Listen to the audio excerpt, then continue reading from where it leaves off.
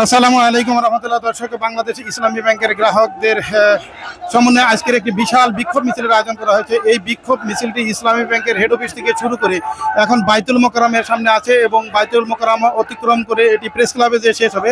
আমি আপনাদের দেখাবো শুরু থেকে শেষ পর্যন্ত কি পরিমাণ মানুষ আজকের এই মিছিলে অংশগ্রহণ করেছে। দর্শক, আপনারা দেখতে পাচ্ছেন বাইতুল মোকাররমের সামনে কিছুক্ষণের জন্য মিছিলটি দাঁড়িয়ে গেছে।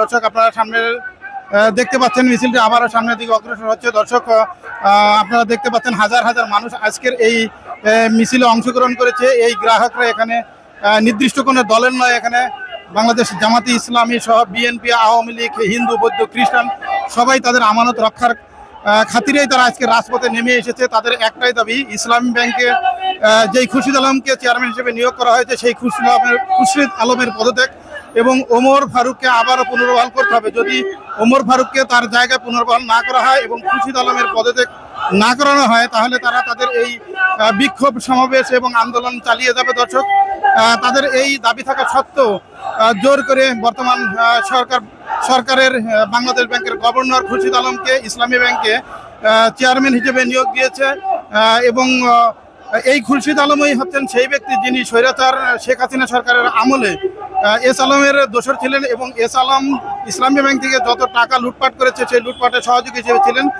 দর্শক, এই ইসলামী ব্যাংকটি গড়ে উঠেছে যাদেরকে আপনারা এই ভিডিওতে দেখতে পাচ্ছেন, তাদের হাত ধরে তিলে তিলে এই ইসলামী ব্যাংকটি গড়ে উঠেছে এবং এশিয়া মহাদেশের একটি বৃহত্তর ব্যাংকে পরিণত হয়েছিল এবং সেই ব্যাংকটির উপরে স্বৈরাচার শেখ হাসিনা সরকারের কুচক পড়ে এবং শেখ হাসিনা সরকারের নেতৃত্বে এস আলমের হাত ধরে এই ইসলাম ব্যাংকের ধ্বংসের দ্বার প্রান্তে পৌঁছে দেওয়া হয়েছিল এবং সেই শেখ হাসিনা সরকার পালিয়ে যাওয়ার পর আবারও এই গ্রাহকরাই সেই ইসলাম ব্যাংকে ধীরে ধীরে আবারও পূর্বের অবস্থানে ফিরিয়ে নিয়ে যাওয়ার চেষ্টা চালিয়ে যাচ্ছে এবং আগে থেকে অনেকটা সচল হয়েছিল ইসলামী ব্যাংক। আবারও সেই ইসলামী ব্যাংকের উপর কুনজর পড়েছে একটি গোষ্ঠীর, আর সেই ইসলামী ব্যাংকে ধ্বংস করার জন্য আবারও সেখানে সেই স্বৈরাচার শেখ হাসিনা সরকারের দোসর খুরশিদ আলমকে সেখানে আবারও চেয়ারম্যান হিসেবে নিয়োগ দেওয়া হয়েছে। তাই গ্রাহকদের ধারণা তাদের যেই আমানত রয়েছে সেই আমানতটুকু আবারও চুষে তারা নিয়ে যাবে এবং এই ইসলামী ব্যাংককে শূন্য করে সমস্ত টাকা বিদেশে পাচার করে দিবে সেই স্বৈরাচার শেখ হাসিনা সরকার অর্থাৎ এস আলমের মতন। এই জন্য তারা আজকে রাজপথে নেমে এসেছে। দর্শক, আমি একটু এই পাশে দেখানোর চেষ্টা করি। আপনারা যদি দেখি ভাইয়া, আপনারা দেখতে পাচ্ছেন অলরেডি বিক্ষোভ মিছিলটি পল্টন মোড় অতিক্রম করেছে। আমরা যতটুকু জানতে পেরেছি এই মিছিলটি বাইতুল মোকাররম অতিক্রম করে পল্টন অতিক্রম করে এবং প্রেস ক্লাবে যে শেষ হবে এবং এই মিছিলটি শুরু হয়েছিল ইসলামী ব্যাংকের কেন্দ্রীয় হেড অফিস থেকে। আপনারা দেখতে পাচ্ছেন এখানে হাজার হাজার গ্রাহক এসেছে। একটি গোষ্ঠী এখানে প্রচার করার চেষ্টা করে যে ইসলামী ব্যাংকটি শুধু বাংলাদেশ জামাত ইসলামের, আসলে বাংলাদেশ জামাত ইসলামের নয়। এখানে আমি খোঁজখবর নিয়ে জেনেছি এবং যারা এসেছেন তাদের সাথেও কথা বলেছি।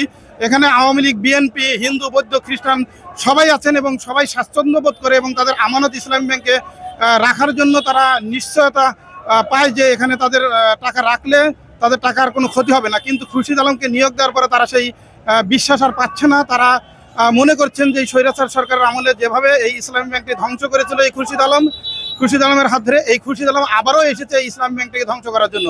দর্শক, আপনারা দেখতে পাচ্ছেন এখনও এর শেষ মাথা আমরা পাইনি। অলরেডি সামনের মাথা প্রায় প্রেস ক্লাবের কাছাকাছি পৌঁছে যাওয়ার উপক্রম হয়েছে এবং শেষ মাথা পাইনি। আমি শেষ মাথা না পাওয়া পর্যন্ত আমি থাকবো এবং আপনাদেরকে দেখাবো আনকাট। ভিডিওটি দেখবেন এবং দেখলে আপনারা বুঝতে পারবেন আজকের দলমত নির্বিশেষে কি পরিমাণ মানুষ আজকের এই ইসলামী ব্যাংকের গ্রাহকের বিক্ষোভ সমাবেশে অংশগ্রহণ করেছে। দর্শক, আপনারা দেখতে পেয়েছেন।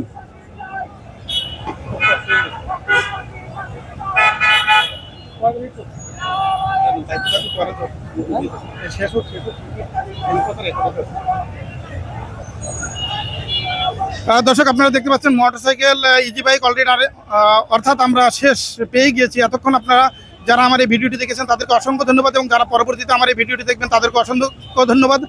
দর্শক, আসসালামু আলাইকুম রহমতুল্লাহি ওয়া বারাকাতুহু।